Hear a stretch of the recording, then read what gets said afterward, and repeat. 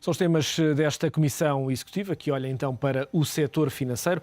António Neto da Silva, os bancos correm o risco de ser nacionalizados, como dizia ontem o Presidente da Associação Portuguesa de Bancos.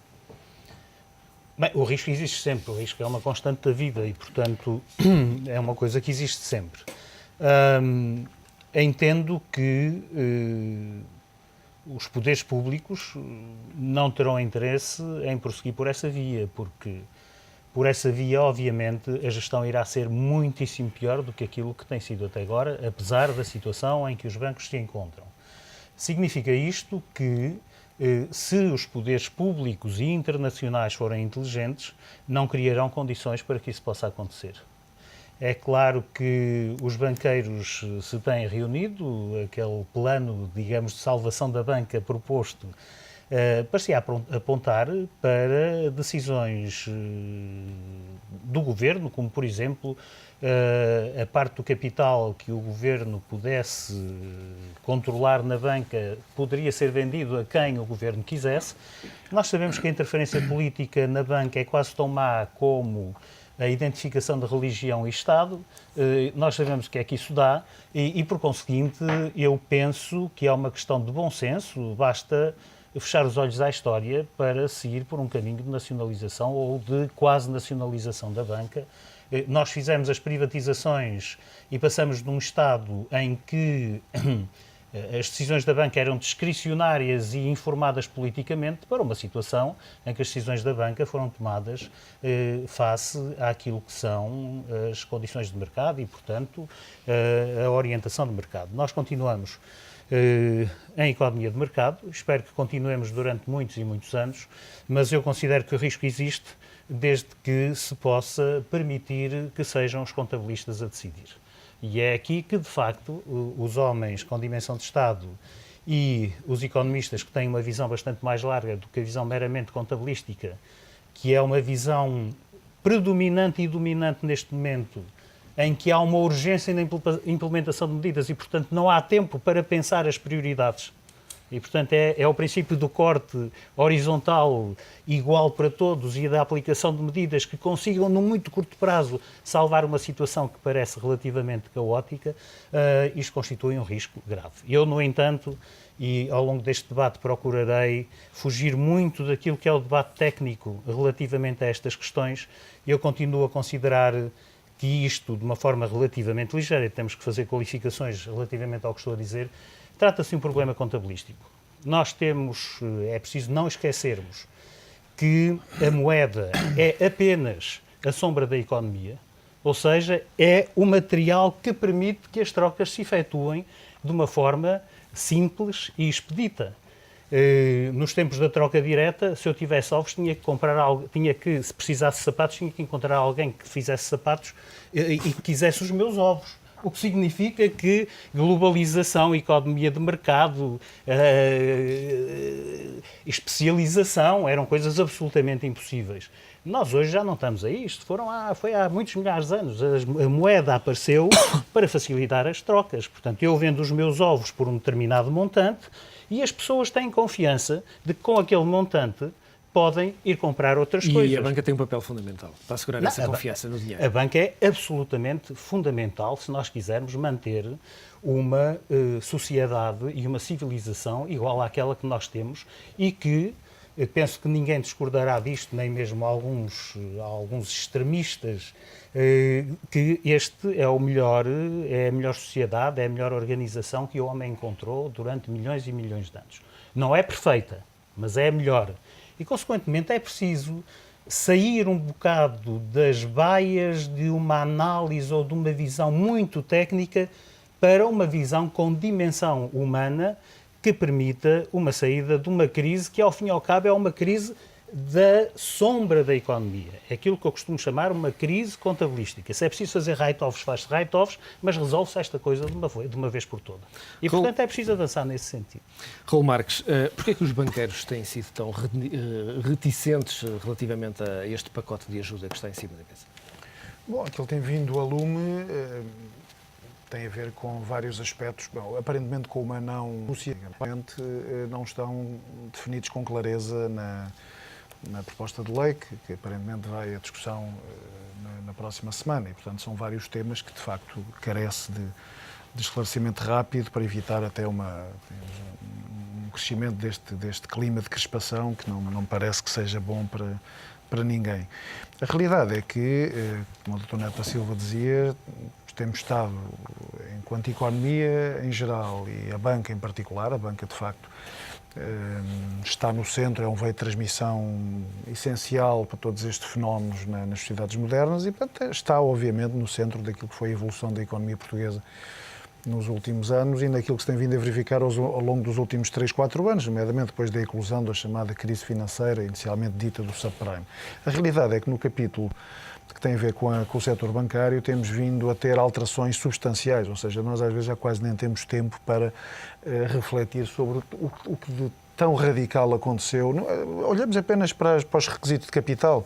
Nós há menos de um ano, estávamos a discutir veio a lume as regras denominadas regras de Basileia III, portanto, que impunham um determinado calendário, que os mercados começaram a empurrar os bancos no sentido de antes das datas que estavam definidas pelo Comitê Basileia e, portanto, eram essencialmente regras sobre requisitos de capital, sobre qualidade de capital, portanto, não vou entrar aqui em detalhes, isso foi há 11 meses, se me recordo. Depois tivemos o momento em que foi firmado o Programa de Ajustamento para a Economia Portuguesa e surgem aí novas regras emanadas da denominada Troika, impondo determinados requisitos de capital no final de 2011 e no final de 2012. Bom, agora surgem novas regras, passado 3, 4 meses, na sequência da Cimeira Europeia do dia 26 de outubro, surgem novas regras.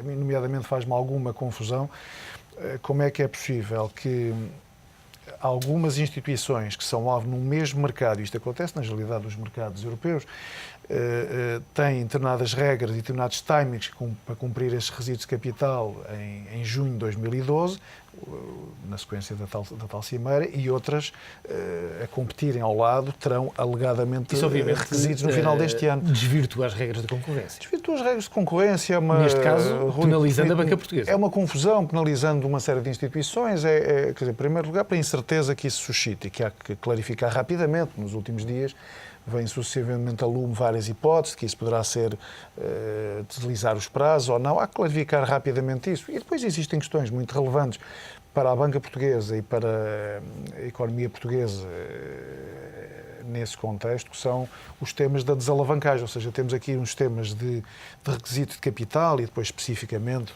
daquilo que vai estar em discussão no âmbito desta proposta de diploma para a recapitalização dos bancos, e há vários temas que depois podemos ver, mas há aqui temas muitíssimo importantes que têm a ver e que aparentemente estará neste momento ou poderá estar em vias de discussão com a Troika sobre o ritmo que vai ser imposto para a desalavancagem da banca portuguesa, que obviamente esse ritmo, que neste momento é intenso, digamos desta forma, impõe também um ritmo intenso de desalavancagem no pior contexto possível à economia portuguesa. Já vamos ver essa questão e há outras certamente, nomeadamente a questão da dívida soberana, que em pouco tempo mudou completamente de risco. E continua a pairar, não é? E continua a pairar e cada vez mais. Paulino, quando olhamos para aquilo que é hoje o sistema financeiro e olhamos para o passado destes últimos 2, 3 anos, a banca foi culpada ou foi vítima desta crise? Isso é uma pergunta quase de natureza, nem filosófica, é quase metafísica, não é mesmo? Quase um X2. Isso é quase. Sem possibilidade do X. Isso é quase.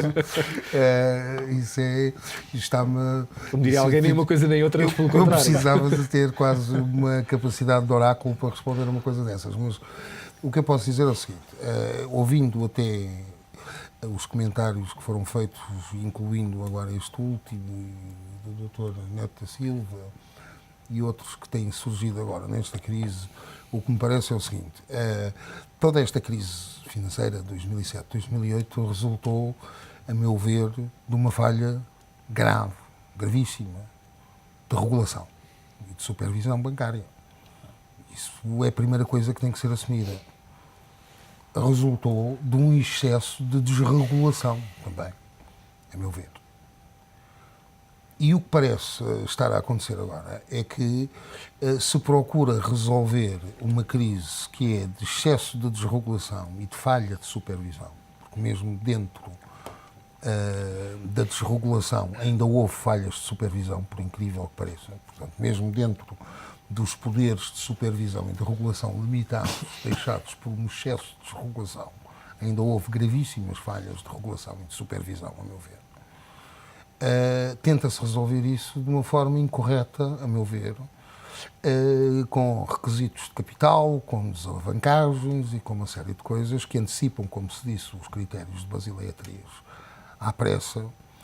E, por exemplo, no âmbito desta questão da recapitalização da banca em Portugal, se procura, através de uma intervenção do Estado na gestão dos bancos, colmatar essas falhas de supervisão e de regulação. Ora, isto é utilizar um instrumento incorreto para resolver um problema real, mas que tem que ser resolvido em sede própria. Porque, evidentemente, não me parece legítimo e ilícito que o Estado resolva um problema de falha de regulação e de supervisão, intervindo na gestão e na administração da banca. Porque, por exemplo, parece-me um bocado absurdo, nomeadamente, que neste projeto de decreto-lei da recapitalização da banca, o Estado pretenda ter poderes exorbitantes e quase majestáticos em termos de administração e de intervenção na gestão dos bancos, para colmatar falhas de regulação e de supervisão que têm que ser resolvidas em sede própria. Mas havia outra forma de o Estado salvaguardar o dinheiro que vai emprestar aos bancos? A emprestar? Eu não sei se haveria outra forma, mas seguramente que a forma correta seria reforçar a regulação. Havia a forma de reforçar a regulação e a supervisão. E, aliás, quer o memorando da Troika, quer as orientações do Banco Central Europeu, vão nesse sentido. Se olharmos para o memorando da Troika, se olharmos para as orientações do próprio Banco Central Europeu, que todas apontam no sentido da reformulação da regulação e da supervisão, do reforço da supervisão e da regulação, relativamente à intervenção no domínio da recapitalização da banca, apontam no sentido justamente do reforço da supervisão e da regulação bancária.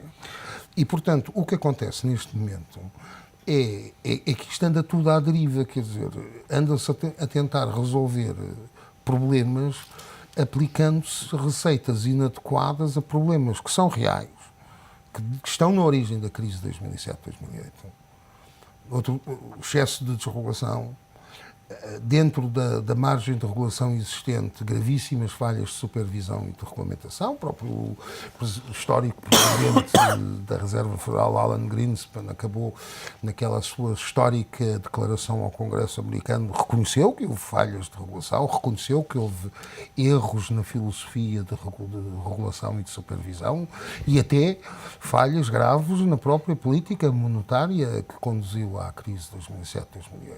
Agora, isso não se resolve desta forma, como não se resolve também atirando dinheiro sobre problemas à balda, como se tem vindo a fazer atualmente, com fundos europeus criados de uma forma que a mim me parece absolutamente incompreensível, quer dizer, resolver o problema da dívida criando mais dívida, com esquemas absolutamente... Eu sou advogado, não sou economista, mas custa muito a acreditar que seja possível resolver um problema da dívida criando um fundo que cria mais dívida, quer dizer, assim, uma coisa que a mim, para um jurista leigo em matérias financeiras, Não é?